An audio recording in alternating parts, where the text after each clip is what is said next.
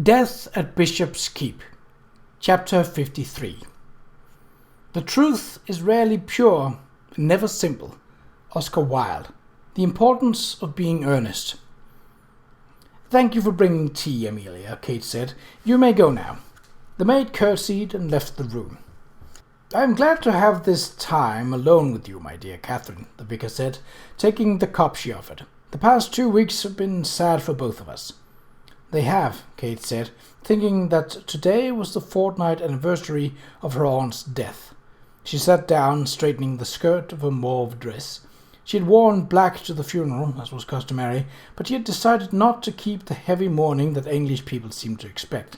Aunt Sabrina would not have wanted it, and to wear it for Aunt Jaggers would be hypocritical.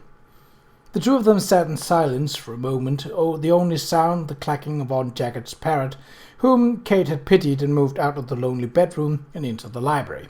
At last the vicar put down his cup and leaned forward. Since tomorrow is the reading of your aunt's will, Catherine, I thought it might be well to discuss it with you. The solicitor, I understand, is coming here. Yes, the will is very simple. It leaves the bulk of the estate to you, with the exception of certain bequests to the church, to charities she favoured, and to the servants. The solicitor will no doubt wish to review the situation in some detail, but I can tell you that the estate included a substantial financial holding that will enable you to live off the rents and the interests without diminishing the principle of liquidating any of the properties.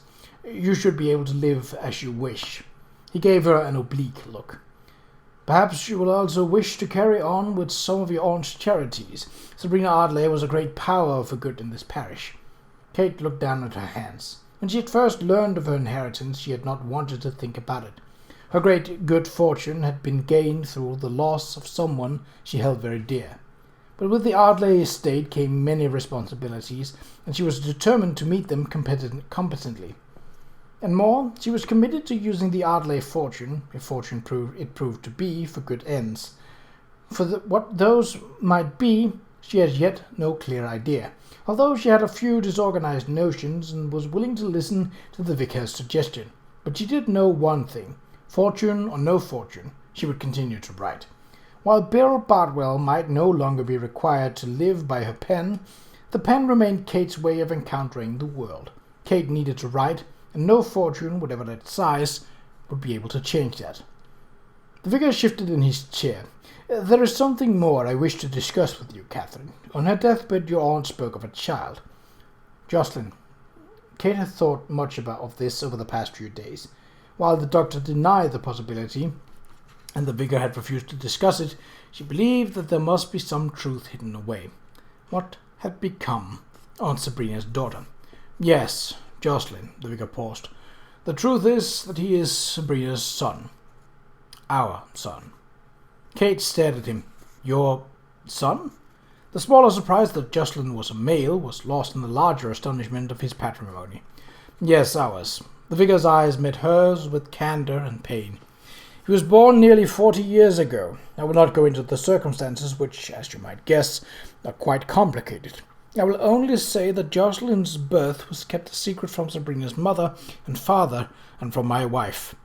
He was brought up in love and admonition by a man and a woman who cherished him as if they were their own son. I am pleased to say that he entered the church and has risen into a position of prominence. The light in his eyes brightened his entire face. He is widely respected, admired, loved, a man of considerable reputation and of even greater promise. And Aunt Sabrina felt she needed to protect him. Kate said quietly. Yes, unfortunately Sabrina's sister discovered the secret. She threatened to reveal it to the world unless Sabrina allowed her certain privileges. The vicar's leathery face darkened. Perhaps a revelation would not have been the end of Jocelyn's career, but it would have made life more difficult for him. That is why Sabrina was willing to live in circumstances she would not otherwise have chosen. She bartered her freedom and comfort for Bernice's silence. She did it for our son.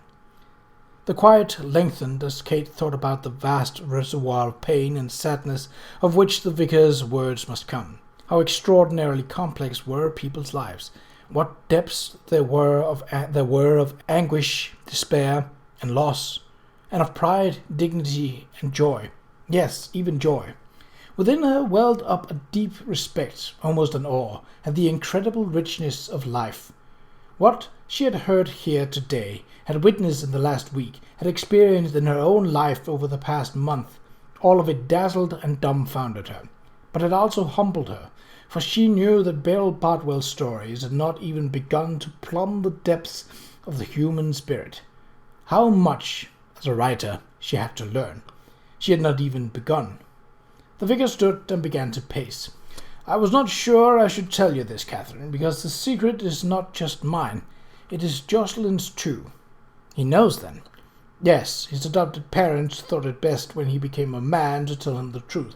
I'm proud to say that he bore it bravely, and that he unburdened his heart to me and to his mother, and that he has from time to time been in touch with us. I have written to him of his mother's death, although not of the details." He paused and turned. "I tell you all of this, Catherine, because I believe your aunt wished you to know the whole truth, and because I am convinced that you will safeguard it, and because I think you should know that it is not quite true that you are the last Ardley, although you are indeed the last by that name." Kate weighed her thoughts and spoke carefully. "Did my aunt provide for Jocelyn in her will, or should I, as her heir, make some special provision?" "No, she did not, nor should you. Jocelyn's adopted family are of considerable means of their own. They have provided well for him." He pursed his lips. "And of course we in the church do not pursue personal wealth." Kate was enormously moved by the old man's confidence. "Thank you for telling me." The vicar sat down again. The lines on his old face seemed somehow even deeper, and his eyes were dark with pain. "There remains only one thing left to be said. I must tell you how deeply I regret that I involved your aunt in the Order of the Golden Dawn. I know that if I had not encouraged her to become a member, she would probably be alive today." His voice was gruff. "It is a knowledge, my dear Catherine, that breaks my heart." Kate reached for his hand, longing to comfort him in his grief. "Please," she said urgently, "you must not.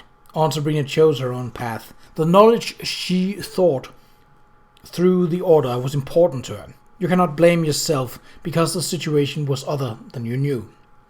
"Thank you, my dear." The vicar's voice revealed a heaviness of heart. "Your comfort is welcome, although I fear that nothing can truly comfort me for the loss of my oldest and dearest friend. If you do not object, I would like to ask you for the documents that belong to the order. I will see that they are placed in the proper hands." Kate nodded. "That was my aunt's last instruction as well. You shall have them. You do know, do you not, that Aunt Jaggers destroyed the original of the tarot cards?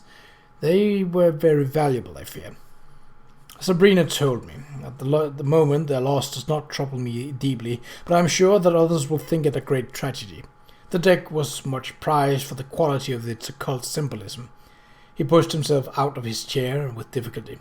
"Reluctant as I am to go back out into this weather, I must be on my way. It has been a trying week, and I am very tired." There was a knock at the door, and Amelia stepped in. "Lord and Miss Marston, miss," she said with a quick curtsy, "and Sir Charles Sheridan." Kate smiled. "Show them in, Amelia, and please, bring another tray of cakes. Some of those Nettie made would be nice. Oh, and a fresh pot of tea." To the vicar she added, "I've asked Miss Pratt to assume Miss Jagger's housekeeping duties. We will likely hire another cook, but in the meantime she is training a little kitchen maid. If Nettie likes the work and does well, it can become her trade. If she does not, perhaps we can find something else for her. It is a great pity for people to go through their lives doing work they do not enjoy." "Your aunt would think well of your concern for the servants," the vicar said, "and I am glad to see that you have made friends with the Marstons. As the first family in the neighborhood, they will be able to introduce you into society." He smiled. "And if you need a friend, please call on me." "Thank you," Kate said. The vicar put his hands on Kate's shoulders and gently kissed her forehead. "It is good that you have come to Bishop's Keep, my dear. Had you not, the truth of Sabrina's death might not have been learned, nor the truth behind the falsehood of the order. For that you are to be thanked." Kate would have sat still for a moment with those last words, meditating on the mystery of truth behind falsehoods and falsehoods behind truth.